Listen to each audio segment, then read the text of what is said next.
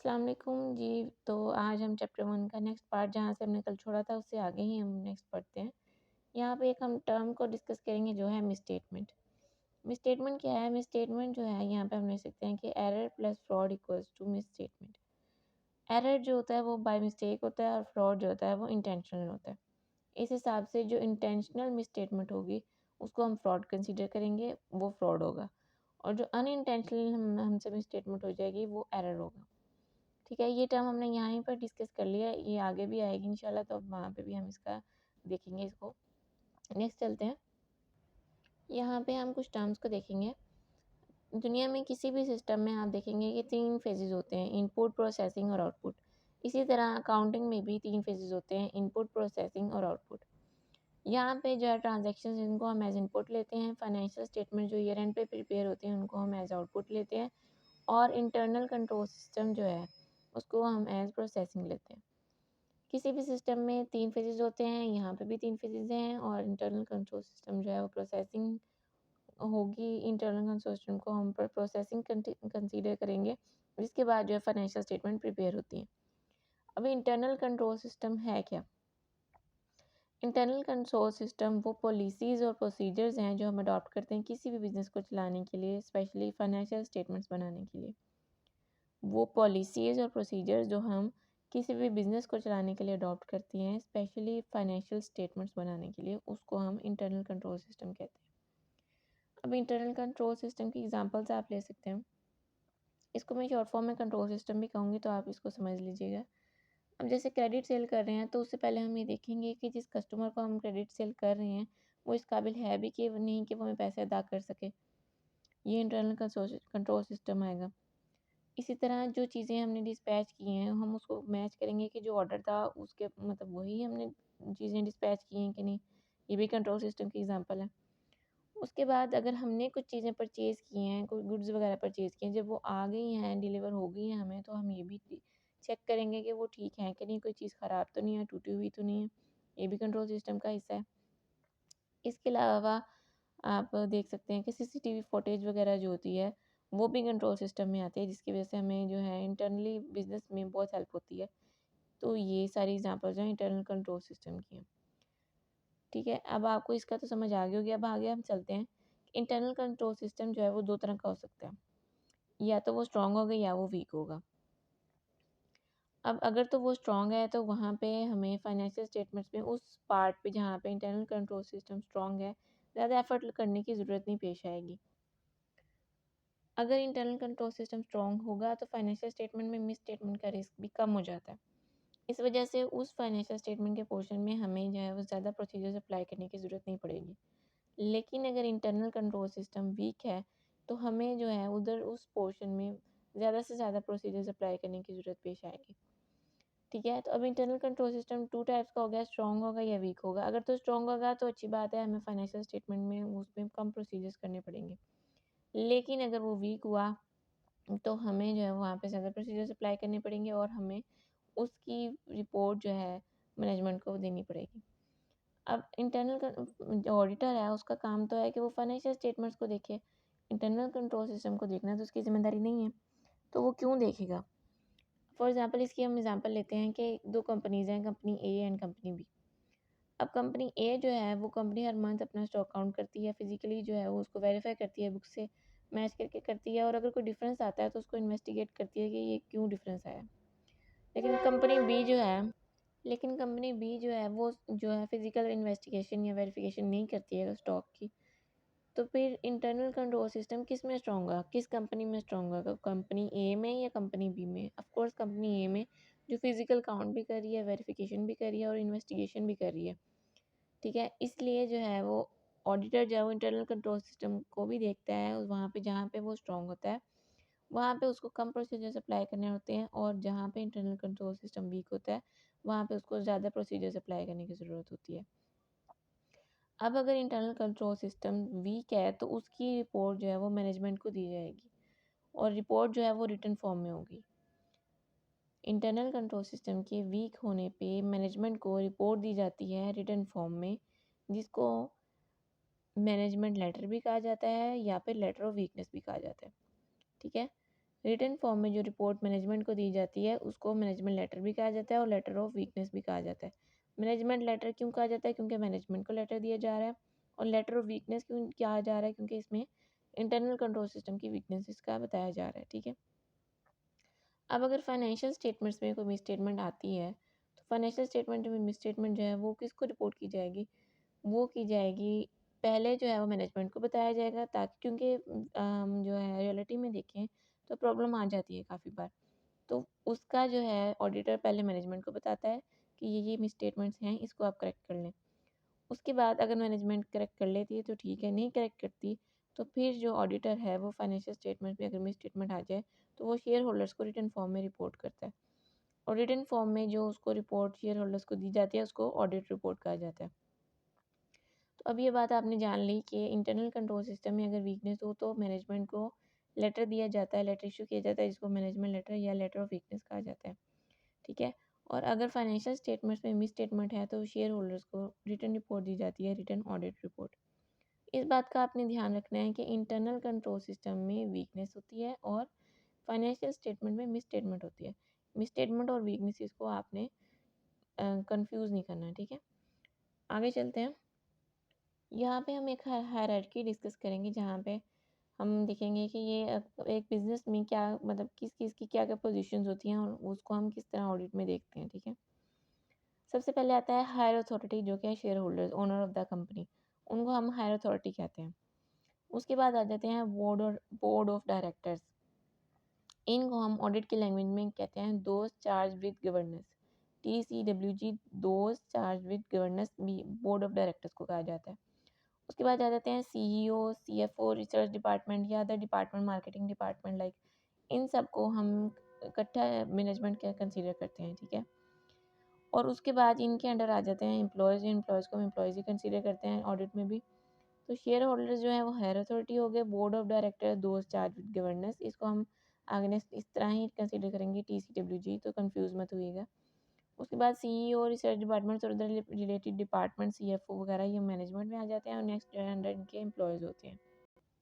Okay जी, यहाँ तक हमने कुछ जनरल टर्म्स जो डिस्कस किए हैं। अब आगे हम जो है एश्योरेंस एंगेजमेंट की डेफिनेशन पे आ गए। Definition of assurance engagement. Assurance engagement की डेफिनेशन को अब हम रीड करेंगे। इसको आपको ऐसे समझ नहीं आएगी। हम डेफिनेशन रीड करने के बाद इसके एलिमेंट्स पे जाएंगे। एलिमेंट्स को ब्रीफली डिस्कस करने के बाद आपको इसकी डेफिनेशन समझ आ जाएगी इंशाल्लाह। चलिए इसको रीड करते हैं।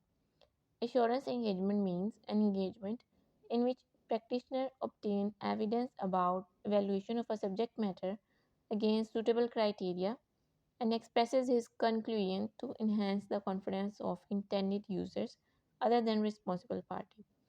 ठीक है, ये डेफिनेशन है एश्योरेंस एंगेजमेंट की। इसको भी आपको समझ नहीं आएगी, पहले हम इसके एलिमेंट्स पे जाते हैं। नेक्स्ट हमारे पास आ जाते हैं elements of assurance engagements. Elements इसके 5 हैं। 3 party relationship, subject matter, suitable criteria, evidence, return assurance report. हम ये पांचों डिस्कस करेंगे। सबसे पहले हम आ जाते हैं 3 पार्टी रिलेशनशिप पे।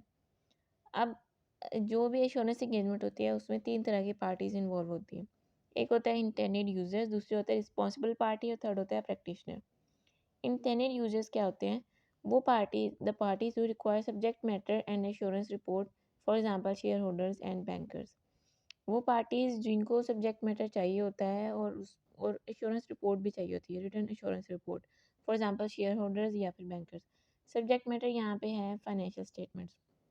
वो पार्टीज़ जिनको फाइनेंशियल स्टेटमेंट्स चाहिए होती हैं और एक रिटर्न एश्योरेंस रिपोर्ट भी चाहिए होती है, audited audited financial statements.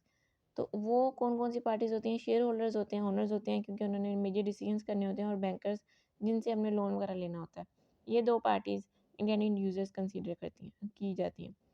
Next आता है हमारे पास रिस्पॉन्सिबल पार्टी। रिस्पॉन्सिबल पार्टी यहाँ पे वो होगी जो कि सब्जेक्ट मैटर प्रिपेयर कर रही है, जो financial statements, subject matter means financial statement prepare करिए। वो कौन कौन सी पार्टीज हैं? डायरेक्टर्स या management. The party which is responsible for preparation of subject matter, that is directors and management. Next हमारे पास थर्ड पार्टी आ जाती है प्रैक्टिशनर। प्रैक्टिशनर हमारे पास ऑडिटर या इंश्योरेंस प्रोवाइडर हम उसको कहते हैं।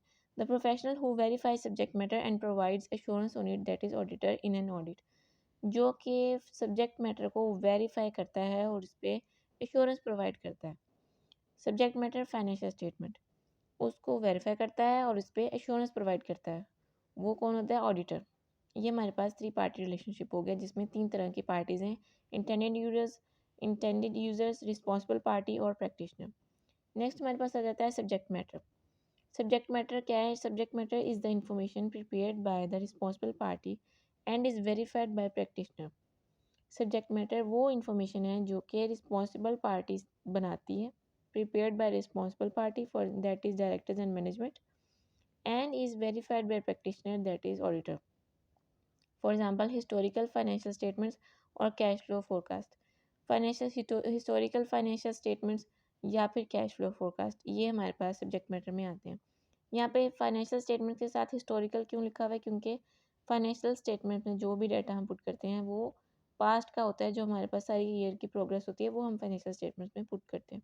लेकिन जो कैश फ्लो फोरकास्ट होता है उसमें हम एस्टिमेटेड डाटा पुट करते हैं, क्योंकि हमारे पास अभी रियल डाटा मौजूद नहीं होता, इसलिए कैश फ्लो फोरकास्ट होता है।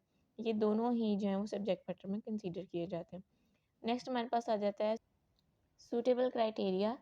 क्राइटेरिया मीन्स फ्रेमवर्क या बेसिस, फॉर एग्जाम्पल IFRS और income tax ordinance which is use by responsible party to prepare subject matter, for example financial statements and use by practitioner to evaluate subject matter. अब suitable criteria क्या है? हमारे पास suitable criteria है, हमारे पास framework या basis हैं जिनकी base पे रिस्पॉन्सिबल पार्टी जो है दैट इज़ डायरेक्टर्स या मैनेजमेंट वो सब्जेक्ट मैटर फाइनेंशियल स्टेटमेंट्स बनाते हैं, और उसी की बेस पे जो है वो प्रैक्टिशनर जो कि हमारे पास ऑडिटर है वो उस सब्जेक्ट मैटर को फाइनेंशियल स्टेटमेंट्स की वैल्यूएशन करता है। अब फ्रेमवर्क या बेसिस जो हम नेक्स्ट आगे डिटेल में पढ़ेंगे, लेकिन यहाँ पे हम जस्ट ओवरव्यू ले रहे हैं कि ये सूटेबल क्राइटेरिया वो फ्रेमवर्क या बेसिस होती है जिसकी बेस पे शेयर और मैनेजमेंट या डायरेक्टर फाइनेंशियल स्टेटमेंट्स बनाते हैं और ऑडिटर जो है उन फाइनेंशियल स्टेटमेंट्स को एवेलुएट करता है। Suitable means it should be selected appropriately. अब आगे जब आप पढ़ेंगे तो आपको समझ आएगी कि फ्रेमवर्क जो है वो हमारे पास बहुत सी टाइप्स के होते हैं। अब वो हमने किस बेस पे सिलेक्ट करना है और कैसे सिलेक्ट करना है वो भी मैटर करता है, कि जो भी हमारे पास जो कंपनी है या जैसे वो वर्क करी है उसके अकॉर्डिंगली हमने उस क्राइटेरिया को सिलेक्ट करना है। इसलिए जो है ये suitable means it should be selected appropriately. Okay, next हमने पढ़ना है एविडेंस। अब एविडेंस क्या है? Evidence is the information used by practitioner in arriving at the conclusion on which his report is based। Evidence वो इंफॉर्मेशन है जो कि प्रैक्टिशनर यूज़ करता है ताकि वो रिपोर्ट जो बना रहा है उसका कंक्लूजन दे सके। Evidence should be sufficient and appropriate. Evidence जो है वो सफिशिएंट भी होना चाहिए और अप्रोप्रिएट भी होना चाहिए। एविडेंस ये है कि उसके पास प्रैक्टिशनर ने रिपोर्ट बनाने के बाद एक कंक्लूजन देना होता है कि जो रिपोर्ट है for financial statements audited report जो है वो मॉडिफाइड या फिर अनमॉडिफाइड उसने देनी होती है। मॉडिफाइड वो जिसमें कोई भी जो है मिसस्टेटमेंट आई हो तो वो मॉडिफाइड रिपोर्ट दी जाती है, और अगर फाइनेंशियल स्टेटमेंट्स में कोई मिसस्टेटमेंट नहीं है तो अनमॉडिफाइड रिपोर्ट दी जाती है। तो उस बेस पे ऑडिटर ने जो है वो कंक्लूजन देना होता है शेयर होल्डर्स को। तो वो कंक्लूजन किस बेस पे देगा? उसके पास ज़ाहिर बात है कोई ना कोई एविडेंस होगा तो ही वो उस बेस पे जो है वो कोई ना कोई रिजल्ट देगा, शेयर होल्डर्स को बताएगा, कंक्लूड करेगा उस रिपोर्ट को। तो वो एविडेंस जो है वो इंफॉर्मेशन है जो कि ऑडिटर यूज़ करता है ताकि वो कोई कंक्लूजन दे सके। एविडेंस जो है उसको मिलता कैसे है? वो जब भी ऑडिट फाइनेंशियल स्टेटमेंट्स का ऑडिट कर रहा होता है तो उसमें जो है वो उसको एविडेंस मिलता है जिसकी बेस पे वो कोई ना कोई कंक्लूजन देता है। नेक्स्ट है हमारे पास written assurance report. Written assurance report, it is a report written in standard format as per ISAs or as per local laws, which include conclusion of practitioner. It is provided by practitioner to intended users। Written assurance report जो है ये practitioner बनाता है share holders को देने के लिए, और ये स्टैंडर्ड फॉर्मेट में बनाई जाती है एज पर ISAs और एज पर लोकल लॉज। जो भी हमारे पास लोकल लॉज हों उसके अकॉर्डिंग ये बनाई जाती है। इसमें जो है वो प्रैक्टिशनर का कंक्लूजन इंक्लूड होता है। It is provided by practitioner to intended users. ये जो है रिटर्न इंश्योरेंस रिपोर्ट ये प्रैक्टिशनर जो है इंटेंडेड यूजर्स को देता है। Practitioner auditor and intended users means shareholder. ठीक है, अब हमने सारे इसके डिस्कस कर लिए। अब हम वापस डेफिनेशन पे जाते हैं। ये हम आगे डेफिनेशन पे, अब हम इसको दोबारा पढ़ते हैं। Assurance engagement means an engagement in which practitioner obtain evidence about evaluation of a subject matter against suitable criteria and express his conclusion to enhance the confidence of intended users other than the responsible party. Insurance engagement वो engagement है जो कि practitioner यानी auditor obtain करता है जिसके through evidence about evaluation of a subject matter मतलब financial statements के अगेंस्ट जो कि सूटेबल क्राइटेरिया यूज़ करके आता है और उसके बाद वो अपना कंक्लूजन एक्सप्रेस करता है रिटर्न इंश्योरेंस रिपोर्ट में ताकि इंटेंडेड यूजर्स का शेयर होल्डर्स का कॉन्फिडेंस बहाल हो सके other than responsible party management और डायरेक्टर्स के अलावा. Assurance engagement means an engagement in which practitioner, that is auditor, obtains evidence about evaluation of a subject matter, that is financial statements, against suitable criteria, that is framework या basis, and expresses his conclusion to enhance the confidence of intended users, that is shareholders, other than responsible party, that is director or management. I hope आज का lecture आपको समझ आया होगा. अगर कोई भी कन्फ्यूजन हो तो आप कमेंट बॉक्स पे मुझसे पूछ सकते हैं. आज के लिए इतना ही. अल्लाह हाफिज़.